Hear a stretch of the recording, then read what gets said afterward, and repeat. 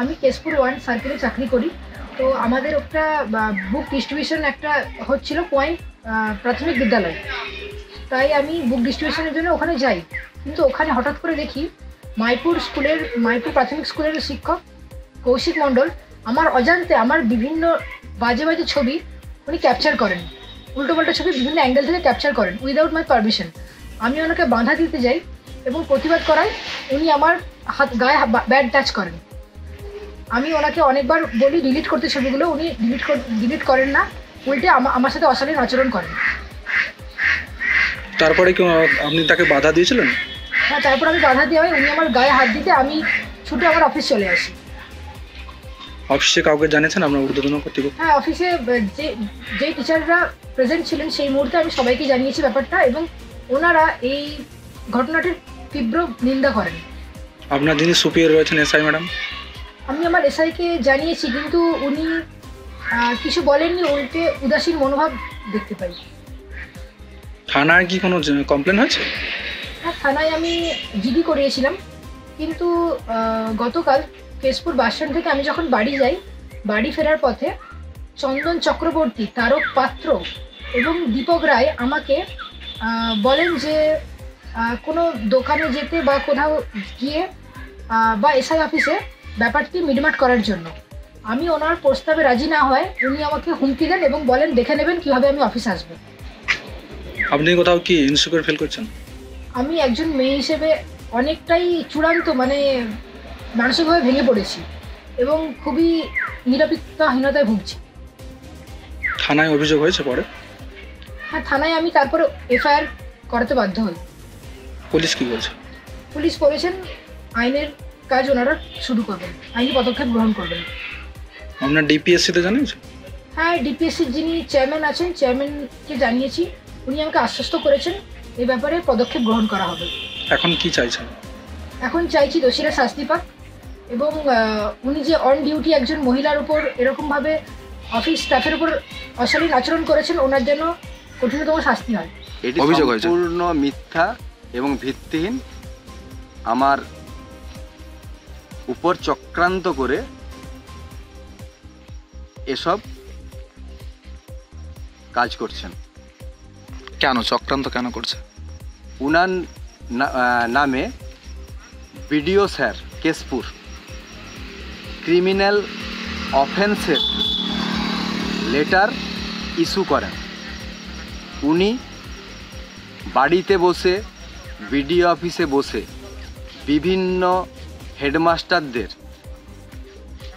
উনার অ্যাপস দিয়ে ID password share করে ইন্সপেকশন করাচ্ছিলেন, যেটা ক্রিমিনাল অফেন্স। সে মতো পরিস্থিতিতে উনি ধরা পড়ে যান, সুস্মিতা ম্যাডাম ধরা পড়ে যান। ধরা পড়ে গিয়ে আমাদের সংগঠনের কাছে, আমি সংগঠন কেশপুর 1 চক্রের সার্কেল প্রেসিডেন্ট, আসেন আমার সাহায্য চাইতে, এবং আমি তৎক্ষণাৎ বলে দিই এরূপ কোনো ইলিগেল ক্রিমিনাল কেসের জন্য আমি বা আমার সংগঠন আপনাকে কোনোভাবেই সাহায্য করতে পারবে না। এরপরেও উনি আমাকে অনেকবার বলতে থাকেন এটা আপনাকে করতে হবে, আপনি একটু বুঝান, কখনো আর করব না, এইভাবেও রিকোয়েস্ট করেন, কিন্তু আমি একদম প্রশ্রয় দিইনি। এরপর যেদিন কুয়াই গার্লস 5 তারিখ কুয়াই গার্লসে বই দেওয়া হচ্ছিল, আমি জানিই না কি ব্যাপার কি বৃত্তান্ত, হঠাৎ আমার উপর এসে উনি চড়াও হন, এমন ভাব করতে থাকেন যেন আমাকে মেরেই ফেলবেন। তো আমি সেখানে কোনো বাকবিতণ্ডা না করে ম্যাডামকে এইটুকু বলি, আমি এক্ষুনি বিডিও স্যারের কাছে যাচ্ছি, থানায় যাচ্ছি এর বিচার চাইতে, এসআই ম্যাডামের কাছেও যাচ্ছি। যথারীতি আমি গিয়েছিলাম সবারই কাছে, প্রত্যেকেই জেনেছেন, সমস্ত শিক্ষকদের কাছে বয়ান নিয়েছেন। আমি যে একদম এতে আমার কোনো রকম ছবি তোলা সংক্রান্ত বিষয় যে আমি যে একদমই জড়িত নই, এবং এটা সুস্মিতা ম্যাডামের পুরো চক্রান্ত এবং পূর্ববশত রাগ ওই ক্রিমিনাল অফেন্স কেসের যে চিঠি ইস্যু হয়েছে ওনার নামে বিডিও অফিস থেকে, তৎক্ষণাৎ বলে দেন। এরপর উনি কেশপুর থানায় যান ডায়েরি করতে, উনি থানায় ডায়েরিও করেছিলেন। সেখানে কেশপুর থানার বাবু সহ এসআই স্যার সহ আরও অনেক উচ্চপদস্থ অফিসারগণ ছিলেন, আমি ছিলাম, এবং আমার সাথে 12-14 জন শিক্ষক মহাশয় ছিলেন।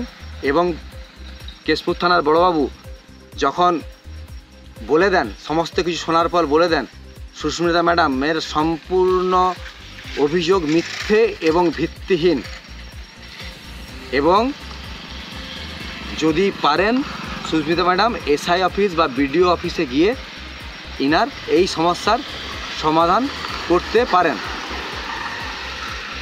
এরপর সেই মতো উনার প্রতি সহানুভূতি দেখিয়ে আমাদের সংগঠনের 2 নম্বর অঞ্চলের সার্কেল প্রেসিডেন্ট চন্দনবাবু, দীপকবাবু সহসভাপতি তৃণমূল শিক্ষক সংগঠনের, এবং সহশিক্ষক তারক পাত্র মহাশয় উনাকে বোঝান যে ম্যাডাম আপনি বিডিও অফিস বা এসআই অফিসে গিয়ে চলুন, আমরা সকলেই শিক্ষক, আপনাদের সম্মান আমাদের সম্মান এখানে সর্বভাবে জড়িত। কেন মিথ্যে জিনিস নিয়ে আপনি চক্রান্ত করছেন? ছাড়ুন, আমরা একসঙ্গে আসি, এসে বসে ব্যাপারটা মিটিয়ে নিই। মানুষ মাত্রই ভুল করে থাকে, আপনি ভুল করে ফেলেছেন, সেই ভুলটা পুনরায় যাতে না হয় সেটুকু চেষ্টা করুন, আর এই ব্যাপারে আমরা মিটিয়ে দেবো, মীমাংসা করিয়ে দেবো। উনি বলছেন যে ওনাকে ভয় দেখানো হচ্ছে, উনি প্রাণ সংশয় করছেন। সম্পূর্ণ মিথ্যে। সেখানে 15 জন 20 জন শিক্ষক আমার সাথেই ছিলেন, তৎসহ আরও 25 জন শিক্ষক যারা আশেপাশেই ছিলেন, তারা প্রত্যক্ষদর্শী। এরকম কোনো ঘটনাই ঘটেনি। এটা সম্পূর্ণ মিথ্যে এবং ভিত্তিহীন। আমাদের দলকে তথা আমাদের শিক্ষক সংগঠনকে ফাঁসানোর জন্য উনি কি করেন, একটি চক্রান্ত করেন। সেই চক্রান্তটা কেমন না, উনি যে অভিযোগটা করেছেন এফআইআরে, সেই অভিযোগটা হচ্ছে যে উনার নাকি ছবি তোলা হয়েছে। ছবিটা কোথায় আমি ধরলাম, যদি ছবি তোলাও হয়ে থাকে, সেই ছবিটা তোলা হয়েছে সেখানে 63টা স্কুলের নতুন বছরের জন্য বই দেওয়া হচ্ছিল। সেই বই দেওয়ার মাঝে উনি অভিযোগ করেছেন যে উনার নাকি ছবি তোলা হয়েছে। তো এত টিচার আছে, সমস্ত টিচার থানায় গিয়ে উনি থানায় প্রথমে আগে একটা জিডি করেছিলেন। সেই জিডিতে আমাদের ওসি স্যার এবং আমাদের যিনি এসআই স্যার আছেন, এসআই অফ পুলিশ কেশপুর থানার, তিনি উনাকে ডাকেন এবং আমাদের সেইখানে যারা প্রেজেন্ট ছিলেন শিক্ষকরা সমস্ত শিক্ষককে ডাকেন।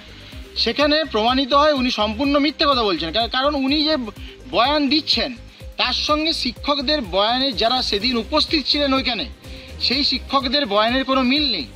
এবং উনি প্রমাণস্বরূপ যে ছবি একটা দিয়েছিলেন কেশপুর থানাতে, সেই ছবিতে উনার কোনো ছবি নেই। আপনি যাদের বিরুদ্ধে থানায় অভিযোগ করেছেন তারা বলেছে যে আপনি আপনার যে কাজ সেই কাজ ভালোভাবে করতে পারেননি, বিভিন্ন সময় আপনাকে অফিসের থেকে শোকজ করা হয়েছে, তার জন্য আপনি মিথ্যে ব্লেম করছেন শিক্ষকদের নিয়ে। কি বলবেন এই বিষয়ে? না, এটি সম্পূর্ণ মিথ্যে কথা। উনি আমাকে মানসিক এবং শারীরিকভাবে হেনস্থা করার জন্য আমি যখন থানায় কমপ্লেন করি, তো ওনারা নিজেকে বাঁচাতে বা মিথ্যে কথা বলে আমাকে আবার বিভ্রান্ত করার চেষ্টা করছেন। এটি সম্পূর্ণ মিথ্যে কথা। আর যদি তাই বা হবে তাহলে ওনারা আগে বলেননি কেন এই কথাটা? এখন আমি অভিযোগ করতে এখন ওনারা বলছেন কেন? আর যদি ইন্সপেকশন সংক্রান্ত কোনো প্রবলেম হয়েই থাকে তাহলে সেটা আমার এসআই বা আমার ওপরে হায়ার অথরিটি আমার সাথে কথা বলবে। ওনারা একজন সাধারণ শিক্ষক, ওনারা আমাদের অফিসের আভ্যন্তরীণ ব্যাপারে কথা বলার কে? ওনারা আমাদের অফিসের ব্যাপারে কথা বলার কেউ নন। সুতরাং এটি সম্পূর্ণ মিথ্যা কথা। যেহেতু আমি ওদের নামে কেস করেছি, সেই জন্য ওরা নিজেদের পিঠ বাঁচাতে এই মিথ্যা কথাগুলো আমাকে বলছে।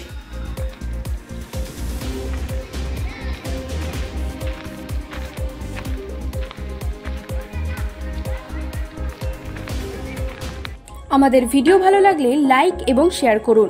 কমেন্ট সেকশনে গিয়ে জানান আপনাদের মতামত। আরও ভিডিও পেতে আমাদের চ্যানেল সাবস্ক্রাইব করুন এবং প্রতি মুহূর্তে খবরের আপডেট পেতে প্রেস করুন বেল আইকন।